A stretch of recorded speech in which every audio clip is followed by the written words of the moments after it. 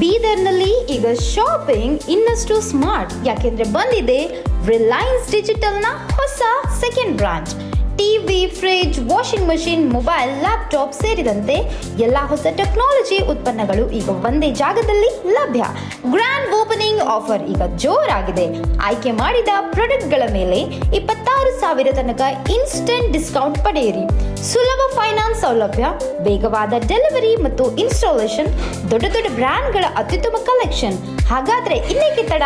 ಇವತ್ತೇ ಭೇಟಿ ನೀಡಿ ರಿಲಯನ್ಸ್ ಡಿಜಿಟಲ್, ಗುಂಪಾ ಮೇನ್ ರೋಡ್, ಮೈಲೂರು ಕ್ರಾಸ್ ಹತ್ತಿರ, ಬೀದರ್. ಹೆಚ್ಚಿನ ಮಾಹಿತಿಗಾಗಿ ಸ್ಕ್ರೀನ್ ಮೇಲೆ ಕಾಣಿಸುತ್ತಿರುವ ಸಂಖ್ಯೆಗೆ ಕರೆ ಮಾಡಿ. ರಿಲಯನ್ಸ್ ಡಿಜಿಟಲ್, ಟೆಕ್ನಾಲಜಿಯ ಹೊಸ ಅನುಭವ. ಇದರಲ್ಲಿ second Reliance digital store Gumpa road ಅಲ್ಲಿ ಲಾಂಚ್ ಆಗಿದೆ. ಇದರಲ್ಲಿ ಎಕ್ಸೈಟಿಂಗ್ ಆಫರ್ಸ್ ನಡೀತಾ ಇದೆ.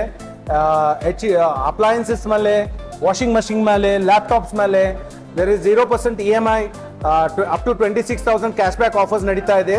ಸೊ ವಿಸಿಟ್ ಮಾಡಿ Gumpa road, Bidar, Reliance digital stores. ನಮಸ್ಕಾರ ಬೀದರ್. ರಿಲಯನ್ಸ್ ಡಿಜಿಟಲ್ 2ನೇ ಸ್ಟೋರ್ ಈಗ ಗುಂಪಾ ರೋಡ್, ಮೈಲಿ ಕ್ರಾಸ್ ಅಲ್ಲಿ ಓಪನ್ ಆಗಿದೆ. ನಮ್ಮಲ್ಲಿ ಎಲ್ಲ ಥರದ 70+ ಬ್ರ್ಯಾಂಡ್ಸ್ ಅವೈಲೇಬಲ್ ಇದೆ. ಅದ್ರ ಜೊತೆಗೆ ನಿಮಗೆ ಫ್ರೀ ಡೆಲಿವರಿ, ಇನ್ಸ್ಟಾಲೇಷನ್ ಮತ್ತು ಪೇಪರ್ ಫೈನಾನ್ಸ್ ಕೂಡ ಲಭ್ಯವಿದೆ. ನಮ್ಮಲ್ಲಿ ಎಕ್ಸೈಟಿಂಗ್ ಆಫರ್ ಜೊತೆ ಈಸಿ EMI ಮತ್ತು ಒಳ್ಳೆ ಡಿಸ್ಕೌಂಟ್ಸ್ ಆಫರ್ ನಡೀತಾ ಇದೆ. ಒಂದ್ಸರಿ ವಿಸಿಟ್ ಮಾಡಿ Reliance Digital second store, Gumpa road. Thank you.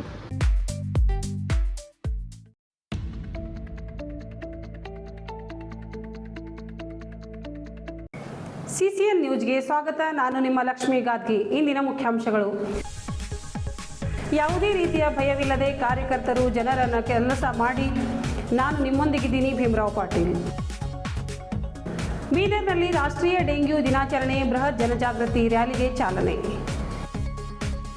ಕ್ಷೇತ್ರದಲ್ಲಿ ಮಳೆ ಹಾನಿ ಪರಿಶೀಲನೆ, ಜನರ ನೆರವಿಗೆ ತಕ್ಷಣ ಕ್ರಮ ಕೈಗೊಳ್ಳಲು ಅಧಿಕಾರಿಗಳಿಗೆ ಸೂಚಿಸಿದ ಶಾಸಕ ಡಾಕ್ಟರ್ ಶೈಲೇಂದ್ರ ಬೆಲ್ಲಾವೆ.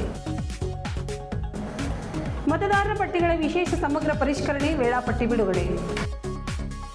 ಔರಾದ್ ತಾಲೂಕಿನ ಜನರ ಸಮಸ್ಯೆಗಳನ್ನು ಸ್ಥಳದಲ್ಲಿಯೇ ಆಲಿಸಿ ತ್ವರಿತವಾಗಿ ಬಗೆಹರಿಸುವ ಉದ್ದೇಶದಿಂದ ಪ್ರತಿ ವಾರ ಒಂದು ದಿನ ಔರಾದ್ ಕಚೇರಿಯಲ್ಲಿಯೇ ಉಳಿದು ಸಾರ್ವಜನಿಕರೊಂದಿಗೆ ನೇರ ಸಂಪರ್ಕ ಸಾಧಿಸುವುದಾಗಿ ವಿಧಾನ ಪರಿಷತ್ ಸದಸ್ಯ ಭೀಮರಾವ್ ಪಾಟೀಲ್ ತಿಳಿಸಿದ್ದಾರೆ.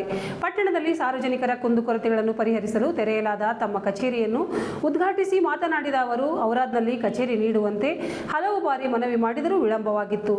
ಬಳಿಕ ಈ ವಿಷಯವನ್ನು ಸರ್ಕಾರದ ಗಮನಕ್ಕೆ ತರಲಾಗಿದ್ದು, ಸರ್ಕಾರದ ಆದೇಶದ ಮೇರೆಗೆ ಇದೀಗ ಕಚೇರಿ ದೊರೆತಿದೆ ಎಂದು ತಿಳಿಸಿದರು. ಇಲ್ಲಿನ ಜನರ ಧ್ವನಿಯಾಗಿ ಕಾರ್ಯನಿರ್ವಹಿಸುತ್ತೇನೆ. ಸಾರ್ವಜನಿಕರ ಸಮಸ್ಯೆಗಳಿಗೆ ಸ್ಪಂದಿಸುವುದು ನನ್ನ ಪ್ರಥಮ ಆದ್ಯತೆ ಎಂದು ಹೇಳಿದರು. ಕಾಂಗ್ರೆಸ್ ಸರ್ಕಾರದ ವಿವಿಧ ಯೋಜನೆಗಳನ್ನು ಬಡವರ ಮನೆ ಬಾಗಿಲಿಗೆ ತಲುಪಿಸುವ ಜವಾಬ್ದಾರಿ ಕಾರ್ಯಕರ್ತರ ಮೇಲಿದೆ. ಈ ಯೋಜನೆಗಳ ಬಗ್ಗೆ ಜನರಲ್ಲಿ ಜಾಗೃತಿ ಮೂಡಿಸುವ ಕೆಲಸ ಕಾರ್ಯಕರ್ತರು ಮಾಡಬೇಕು ಎಂದು ಕರೆ ನೀಡಿದರು.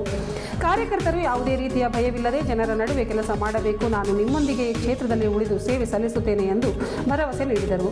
ಈ ಸಂದರ್ಭದಲ್ಲಿ THO ಅನಿಲ್ ಕುಮಾರ್ ಎಕ್ಲಾರೆ, ಪ್ರಮುಖರಾದ ಬ್ಲಾಕ್ ಅಧ್ಯಕ್ಷ ರಾಜ್ಕುಮಾರ್ ಹಲ್ಬರ್ಗೆ, ಗ್ರಾಮೀಣ ಘಟಕದ ಅಧ್ಯಕ್ಷ ಆನಂದ್ ಚೌಹಾಣ್, ರಾಮಣ್ಣ ಒಡಿಯರ್, ಶಿವರಾಜ್ ದೇಶ್ಮುಖ್, ಸುಧಾಕರ್ ಕೊಳ್ಳೂರ್, ರಮೇಶ್ ಪಾಟೀಲ್, ಚಂದ್ರಶೇಖರ್ ಪಾಟೀಲ್, ಶಿವಶಂಕರ್ ಎಕ್ಲಾರೆ, ವಿದ್ಯಾಸಾಗರ್ ಬ್ಯಾಳೆ, ಮನೋಜ್ ಬಿರಾದಾರ್, ರಾಜ್ಕುಮಾರ್ ಹೆಡೆ, ಚಂದು DK, ರತ್ನದೀಪ್ ಕಸ್ತೂರೆ, ಸುನಿಲ್ ಮಿತ್ರ ಸೇರಿದಂತೆ ಅನೇಕರಿದ್ದರು.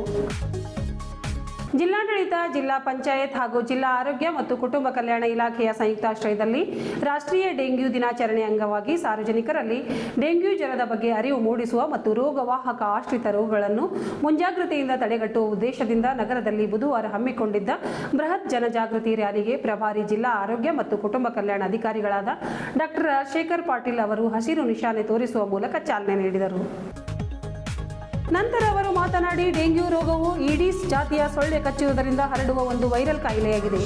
ಈ ಸೊಳ್ಳೆಗಳು ಹೆಚ್ಚಾಗಿ ಹಗಲು ಹೊತ್ತಿನಲ್ಲಿ ಕಚ್ಚುತ್ತವೆ. ಇವು ಶುದ್ಧವಾದ ನಿಂತ ನೀರಿನಲ್ಲಿ ಉತ್ಪತ್ತಿಯಾಗುವುದರಿಂದ ಸಾರ್ವಜನಿಕರು ತಮ್ಮ ಮನೆ ಹಾಗೂ ಸುತ್ತಮುತ್ತಲಿನ ಪರಿಸರದಲ್ಲಿ ನೀರು ನಿಲ್ಲದಂತೆ ಎಚ್ಚರಿಕೆ ವಹಿಸಬೇಕು ಎಂದು ಕರೆ ನೀಡಿದರು.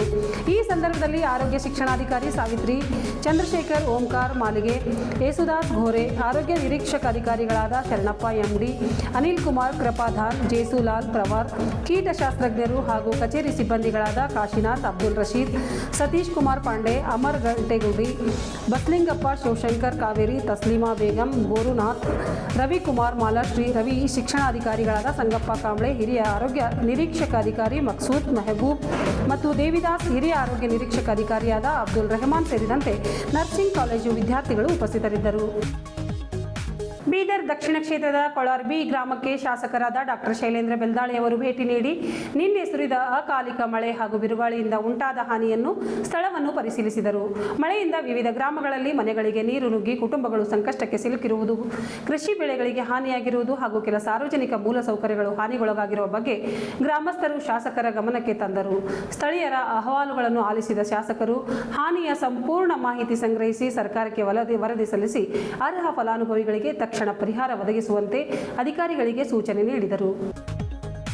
ವಿಶೇಷವಾಗಿ ರೈತರಿಗೆ ಉಂಟಾದ ಬೆಳೆ ನಷ್ಟದ ಕುರಿತು ಕೃಷಿ ಹಾಗೂ ಕಂದಾಯ ಇಲಾಖೆ ಅಧಿಕಾರಿಗಳು ಶೀಘ್ರ ಸಮೀಕ್ಷೆ ನಡೆಸಿ ಸರ್ಕಾರದ ನಿಯಮಾನುಸಾರ ಪರಿಹಾರ ಕಲ್ಪಿಸಬೇಕೆಂದು ತಿಳಿಸಿದರು. ಯಾವುದೇ ಕುಟುಂಬ ಸರ್ಕಾರದ ನೆರವಿನಿಂದ ವಂಚಿತವಾಗಬಾರದು ಎಂದು ಅಧಿಕಾರಿಗಳಿಗೆ ಕಟ್ಟುನಿಟ್ಟಿನ ಸೂಚನೆ ನೀಡಿದರು. ಸಂಕಷ್ಟದ ಸಮಯದಲ್ಲಿ ಜನರ ಜೊತೆ ನಾವು ಸದಾ ನಿಂತಿರುತ್ತೇವೆ. ಜನರು ಯಾವುದೇ ಆತಂಕಕ್ಕೆ ಒಳಗಾಗದೆ ಸಮಸ್ಯೆಗಳ ಬಗ್ಗೆ ಸ್ಥಳೀಯ ಆಡಳಿತ ಮತ್ತು ಜನಪ್ರತಿನಿಧಿಗಳ ಗಮನಕ್ಕೆ ತರಬೇಕು ಎಂದು ಶಾಸಕರು ಹೇಳಿದರು.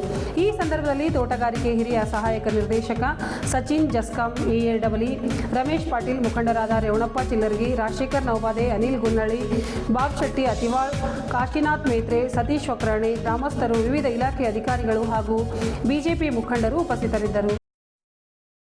ಭಾರತದ ಚುನಾವಣಾ ಆಯೋಗ ಹಾಗೂ ಮುಖ್ಯ ಚುನಾವಣಾಧಿಕಾರಿಗಳ ನಿರ್ದೇಶನದಂತೆ ಬೀದರ್ ಜಿಲ್ಲೆಯಲ್ಲಿ 2026ರ ಮತದಾರ ಪಟ್ಟಿಗಳ ವಿಶೇಷ ಸಮಗ್ರ ಪರಿಷ್ಕರಣೆ ಕಾರ್ಯಕ್ರಮವನ್ನು ಹಮ್ಮಿಕೊಳ್ಳಲಾಗಿದ್ದು, ಇದಕ್ಕೆ ಸಂಬಂಧಿಸಿದ ಅಧಿಕೃತ ವೇಳಾಪಟ್ಟಿಯನ್ನು ಬಿಡುಗಡೆ ಮಾಡಲಾಗಿದೆ ಎಂದು ಜಿಲ್ಲಾ ಚುನಾವಣಾಧಿಕಾರಿ ಹಾಗೂ ಜಿಲ್ಲಾಧಿಕಾರಿಗಳು ಪ್ರಕಟಣೆಯಲ್ಲಿ ತಿಳಿಸಿದ್ದಾರೆ.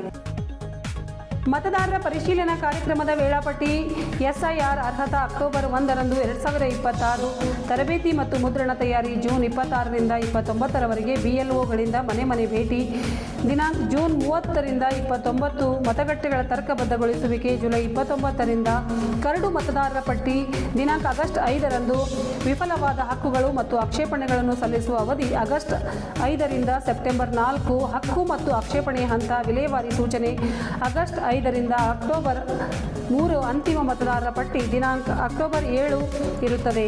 ನಿಗದಿಪಡಿಸಿದ ವೇಳಾಪಟ್ಟಿಯಲ್ಲಿ ಬೀದರ್ ಜಿಲ್ಲೆಯಾದ್ಯಂತ ಪ್ರಕ್ರಿಯೆ ನಡೆಯಲಿದ್ದು, ಅರ್ಹ ನಾಗರಿಕರು ಹಾಗೂ ಮತದಾರರು ಈ ಅವಕಾಶವನ್ನು ಬಳಸಿಕೊಂಡು ಮತದಾರರ ಪಟ್ಟಿಯಲ್ಲಿ ಹೆಸರು ಸೇರ್ಪಡೆ, ತಿದ್ದುಪಡಿ ಅಥವಾ ಹೆಸರು ತೆಗೆದುಹಾಕಲು ನಿಗದಿತ ಅವಧಿಯೊಳಗೆ ಅರ್ಜಿ ಸಲ್ಲಿಸಬಹುದಾಗಿದೆ ಎಂದು ತಿಳಿಸಿದರು. ಇದರೊಂದಿಗೆ ನಮ್ಮ ಇಂದಿನ ವಾರ್ತಾ ಪ್ರಸಾರ ಮುಕ್ತಾಯವಾಯಿತು. ಮುಂದಿನ ವಾರ್ತೆಗಳೊಂದಿಗೆ ಮತ್ತೆ ಭೇಟಿಯಾಗೋಣ. ವಂದನೆಗಳು.